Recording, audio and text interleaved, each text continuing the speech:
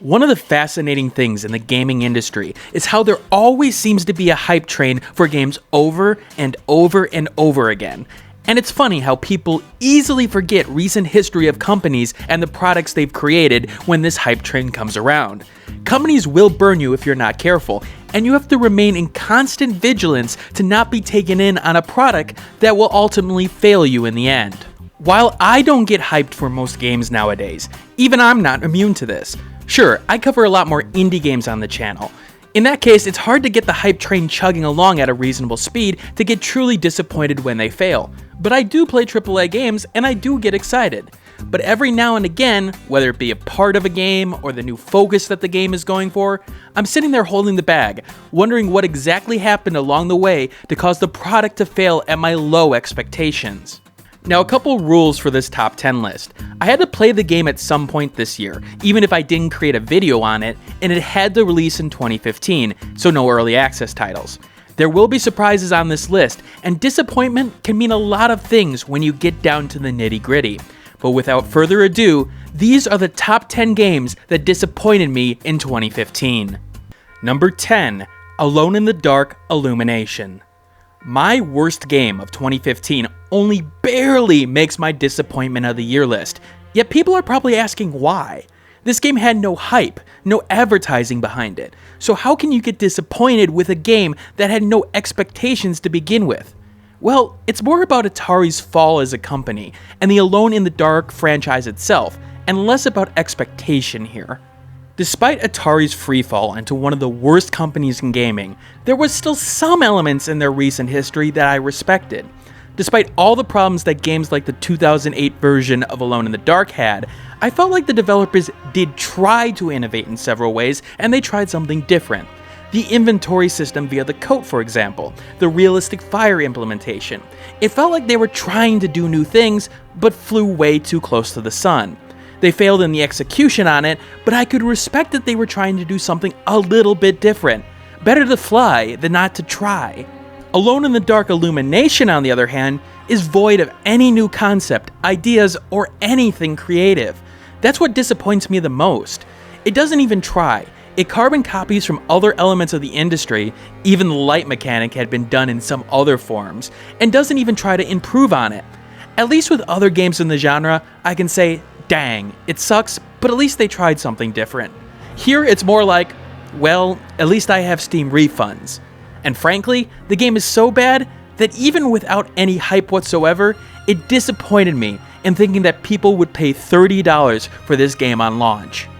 Number 9, Blood Bowl 2. Some will point out that I didn't give this game a bad score, and in fact, they're right. There's a bunch of good that Blood Bowl 2 had to offer in terms of the strategy genre. But you know that keyword of disappointment in the title of this video? Disappointments can come in many forms, and there's something that Blood Bowl 2 really disappointed me in, and that was its options for gameplay. It's coming from a tabletop-focused experience, and what bothers me is how there's no customization of rules to allow for different variants of gameplay. Think along the line of house rules. Now, we can argue balance and whatnot all day long, but here's the thing. If players want to create groups and tourneys with each other with special rule sets or adjust parameters of gameplay, that would have been a smart feature or something that I would have hoped to be considered for an upgrade for the series. It could have helped the barrier of entry by allowing players to become more comfortable over time with mechanics, working their way to the main rule set while adjusting the experience more towards their taste right now. Tabletop experiences can be scary for some players in terms of overcomplicated mechanics, but I've found that if you ease them in or adjust them a tiny bit, they'll come around eventually once they get comfortable with your game in other areas. Instead, Blood Bowl 2 is a game that's very unyielding and very hard to get into for a lot of people.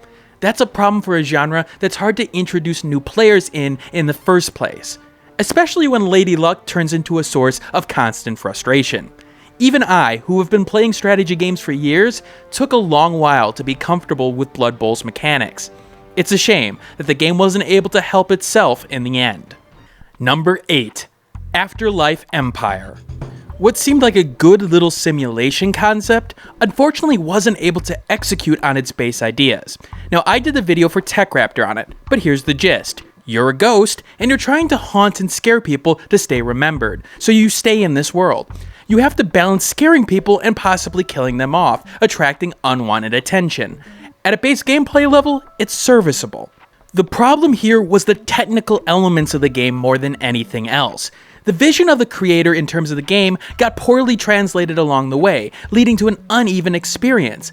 Missing elements like the ability to rotate the camera was a problem, and there was a variety of crashes that kept on occurring even after the official release, which soured the experience. The UI doesn't do a good job of highlighting problems that are occurring within your house, and you'll scramble trying to figure out who's exactly causing your problems. I was hoping that some of the issues were taken care of when I relaunched it this time, but the update history is pretty barren. The variety of gameplay is too small for the long run. It needed objectives, missions to help in terms of changing how you play. It needed some different obstacles and constructing your house in certain ways, forcing you to think about how you set up traps and the like. It just needed more. And again, there's a good concept here, don't get me wrong. I want to see more ideas like this come to the table. Now, it got a lot of hype in the support that it had from the Gamergate community with the inclusion of things like Vivian James. But in the end, it just didn't deliver on those promises. Number 7. Albino Lullaby. Look, the jump scare fests and physical horror that has made its way into mainstream gaming culture may do it for some people, but it never truly scared me. Give me atmosphere, give me tension, give me psychological horror more than anything else. Make me feel uneasy, make me feel like I have to question everything around me.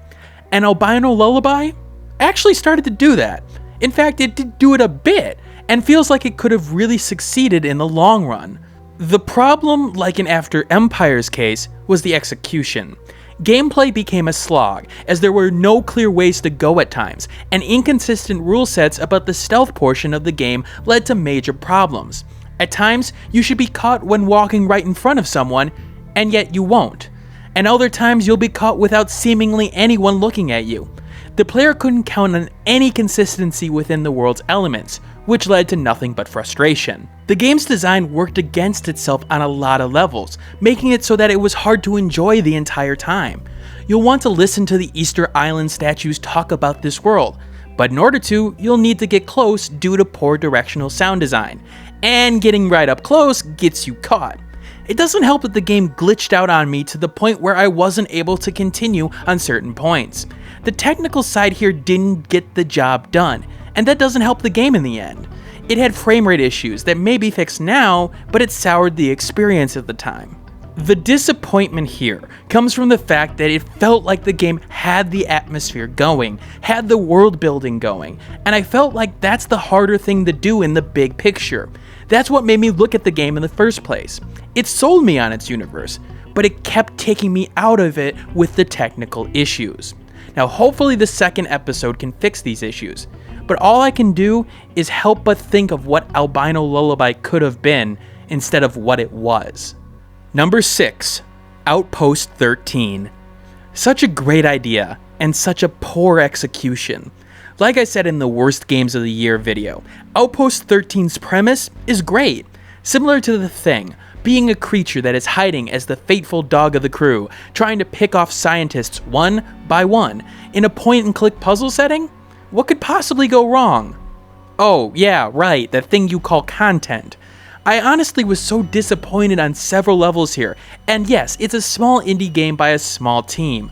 But seriously, as a developer, you should know better than this. You have 4 puzzles in a hole that are hard to qualify as puzzles. The game can be completed in literally 15 minutes if you know what you're doing, and that's if the game doesn't break on you in the process. Now granted, there have been plenty of fixes since the launch, but it still doesn't have the content. I mean, it's simple in the end. If you're a point-and-click adventure game, you need story and content. The genre was chosen for a reason, and frankly, there was a failure to understand exactly what the genre's strengths are. Outpost 13 failed to tell a story that I wanted to listen to, or puzzles that actually made me think. It had all the potential in the world. It just made me a sad Dragnix. It just made me really want to rewatch The Thing. Here are some honorable mentions for disappointment of the year. Star Wars Battlefront. Okay, this one should be obvious. While it looks great and the atmosphere is captured brilliantly, there's a lack of content, and considering the older games in the franchise, that means a lot considering what you could do in those older games. It feels like a shell of its former self.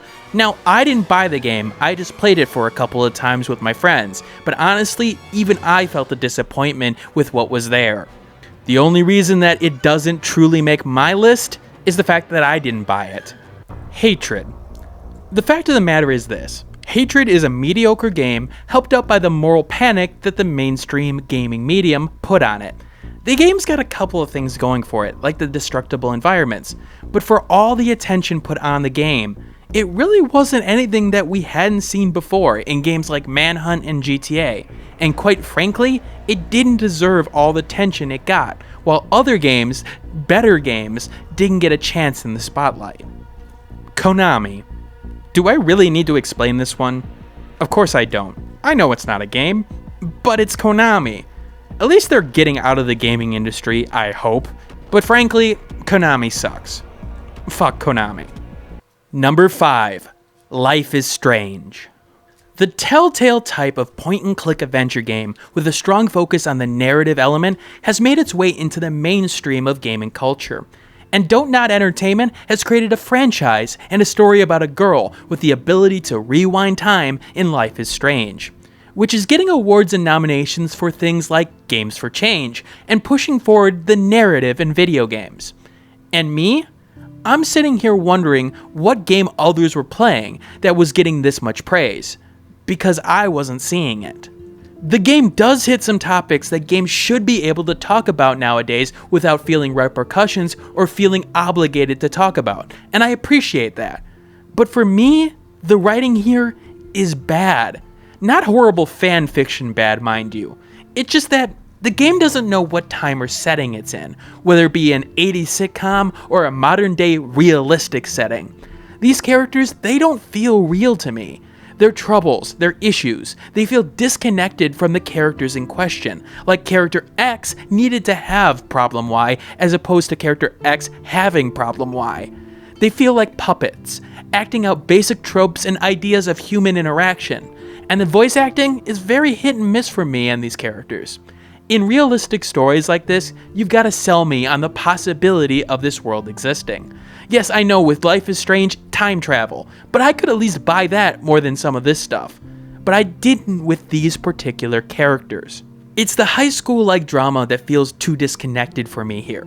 The messages thrown in about drug use, the wealthy versus the poor, they felt like they were tacked onto the story to add more commentary about social issues. And it's the pacing that truly bothered me in the end. Someone who just had gone through this horrible experience where they may have been raped, and now we're at a diner guessing what's in Chloe's pockets? Isn't there a bigger issue at play here? Why am I bothering with this? Sure, your friend is missing, but frankly, you can't introduce a story element like that and then expect me to give a shit about something else just as strongly. And that's the problem. For all I read about how strong this narrative was, it feels like a knockoff version of the Telltale games. And in the end, it pales in comparison to the writing there, and how it handles pacing in particular. Sadly, I wanted to rewind time myself, and go play Tales of the Borderlands instead of this. Number 4. Arkham Knight, the PC version. The quality standards of games nowadays, in particular with the AAA market, have been a little bit terrifying lately. I know, it's a business, and of course there's always going to be leeches at the belly, trying to suck the hard-earned cash of consumers in any way possible. But man, did Arkham Knight set a new bar for it this year. Look, I had a bunch of fun with Arkham Knight for the PS4. Sure, the car combat was a little bit much, but the Predator mode was still as fun as ever. But Arkham Knight for the PC is still at a point where it's unplayable to some, and that's just abysmal. And what was even more underhanded here was the video demo showing off performance that was not going to happen in the game. You may think I'm being too critical here, that the demo was shown off with hardware that wasn't used by the general public, for example. But no, it literally wasn't possible with the game's natural settings, because the game was hard-locked for 30 FPS at the time, despite the fact that the benchmark had no such restriction. But that was a moot point, due to the fact that the frame rate was poor to begin with. It didn't help that GameWorks features were causing massive frame drops as well, for Nvidia users and then of course the AMD users suffering from the whole GameWorks optimization as a whole. Look, I get it. Consoles are the bigger focus for some gaming companies. The PC market can be a pretty hard one to please. We want graphical excellence, we want great performance, and we'll be the first to call out things that are wrong. But if you're going to bother with the PC platform, especially on the launch of a franchise game, you better bring it. Especially when you had a recent history of problems with Arkham Origins. And even with the latest patches making the game playable for some, it took so long for us to get to this point. Luckily, as I said in a different top 10 video that's coming up, this trend of poor PC releases seems to be going down, which is a good thing. And all it took was one of the biggest disappointments of the year in order to do it. Number 3. Fallout 4. It's come to my attention that several publications and people are putting Fallout 4 as a Game of the Year candidate, which I guess shouldn't surprise me because all aboard the hype train, the most anticipated title of 2015 by far, the one that everyone was talking about, the one that people couldn't wait to play, the one that was going to cure cancer. Yeah, I'm pretty sure that was used in advertising at some point. Fallout 4 is not a bad game. It's got some good qualities to it. But frankly, the fact that it's in the Game of the Year discussion to me is mind-boggling, because it's clearly worse in several ways to its predecessors in the genre for Fallout 3 and Fallout New Vegas. The game feels neutered in several ways, and while some changes were seemingly made to make the franchise better, it never captured my attention. Look, the best way I can put this into perspective. I bought the game on release day, played it for the first week for a couple of hours, and never really went back to it for over a month. I bought it for my sister to play it, and maybe to cover it in an alternate way, as everybody and their mother was obviously going to review it. But I didn't expect that I wouldn't have the want to play it for over a month. I mean hell, I ordered a GTX 980 Ti at the time just so I could get the most out of it. And after the first few play sessions, I really didn't have a lot of drive to continue it. And it's because to me, it falls short to its predecessor in several ways. The mission selection here takes a dive, as it feels like the large world has been filled with MMO-like quests that don't do a good job of telling a story or getting me involved.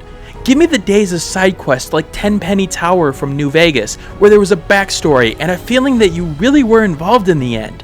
Here, sure, there were some interesting characters like Detective Nick, for example, but it was outnumbered by the quests that just seemingly had you do stuff for the sake of doing stuff. The new dialogue choices are bland and feels generalized. Sarcastic much? The building system feels awkward to use. The game's technical issues show the old engine that's been upgraded, but glitching left and right while you become concerned that something is going to break on you. Taking a quote from Super Bunny Hop, it's janky as hell and barely working. It's fun, don't get me wrong, but I feel like this game didn't even attempt to push the genre forward at all. See, in the end, I felt like the game was not designed for the love of the genre or for the love of games in general. I felt like it was designed for a love of money. And that's fine. There's some truly great parts of the game, but do I think it was anywhere near a Game of the Year candidate? No, not at all. And for one of the most anticipated games of 2015, I think that's a disappointment to say the least. Number 2, Rodea The Sky Soldier. This one hits way too close to home. Look, a little backstory. Before I tried the YouTube thing, I was a software engineer. I got out of the business because of corporate decision making, the refusal of letting me do what I knew was right in terms of design and business, and bigwigs thinking they knew better than the people who were designing the products. And all I could think about during my Rodea The Sky Soldier playthrough was, damn, who pissed off who to hamstring this game this much? Because the disappointment here was a game that obviously could have been so much better than it turned out to be. Maybe the Wii version is that much better than the Wii U version, due to using a set of controls that makes a lot more freaking sense. Wii Remote, cursor on screen, how is this not a mandatory thing? I've never seen one feature in a game do so much damage like the controls in Rodea The Sky Soldier did. I've never seen a game that felt so awkward to play in a long while. There's bad controls, there's badly designed controls, And then there's Rodea The Sky Soldier's controls. The game tried so hard to take off, to take flight with some of the classic games that Yuji Naka is known for, like the good old Knights franchise. And hell, Yuji Naka himself came out and said for people to get the Wii version, which might have saved the game, if it wasn't only available via the first physical run of copies of the Wii U version. This game made me question if someone at Kadokawa Games had a personal grudge against Yuji Naka, because the original Wii title was completed in 2011, mind you, a year before the Wii U was released. Look, if you want to know more about this game and how bad it was, go check out the review I did on the channel, because there was so much potential here, so much promise, and so much disappointment. Number 1. Resident Evil Revelations 2. I knew better than this. I thought that Capcom had finally turned the corner. Resident Evil 6 back in the day was a low light for the company in my eyes. It showed so many problems in not understanding what worked for the Resident Evil series. It was too unfocused, and frankly, pissed on the franchise that had been built up to that point.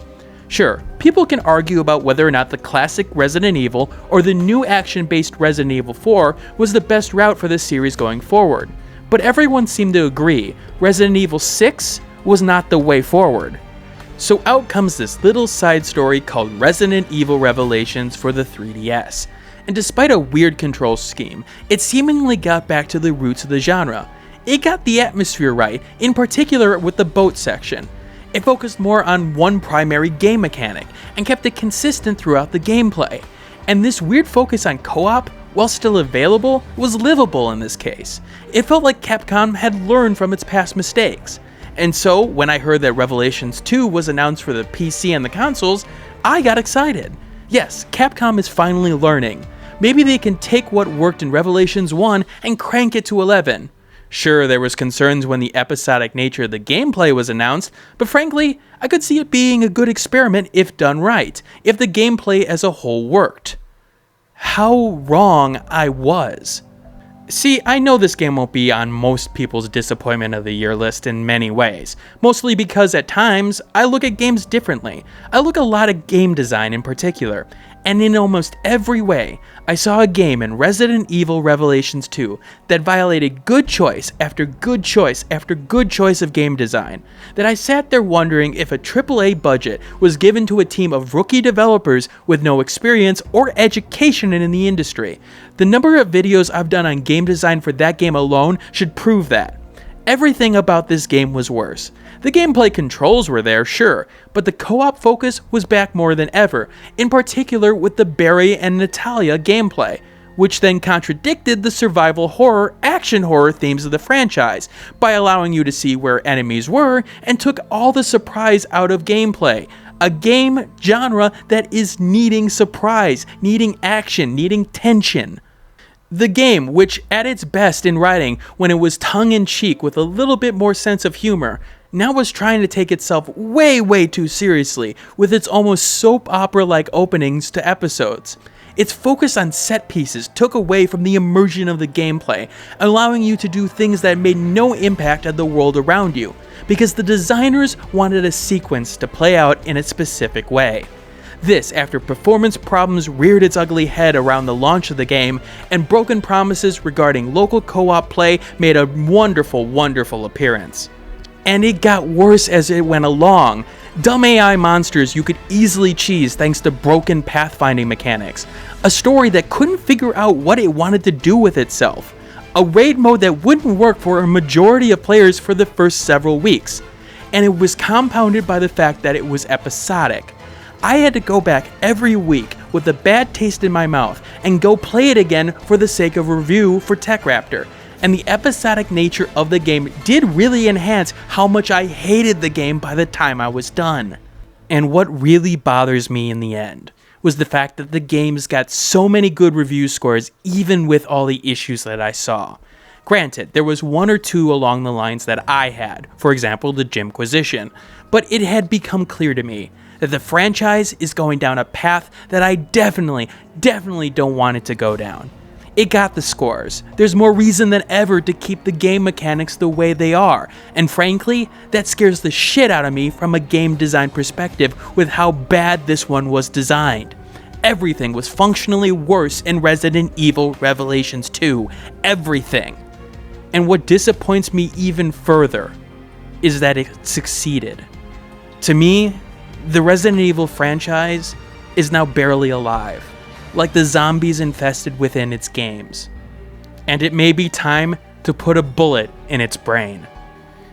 Anyway, that was my top 10 list of gaming disappointments in 2015. Do you agree or disagree with things on the list? Leave them in the comment section below of what games disappointed you in particular.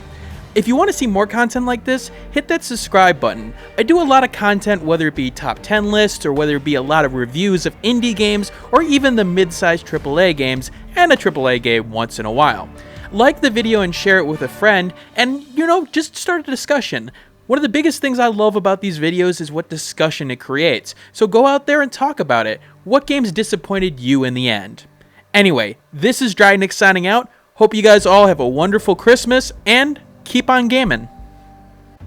Hey everybody, thanks for watching. If you want to see more content like this, hit that subscribe button in the middle of the screen. The last video I did will be in the top left, and a related video to this will be in the top right.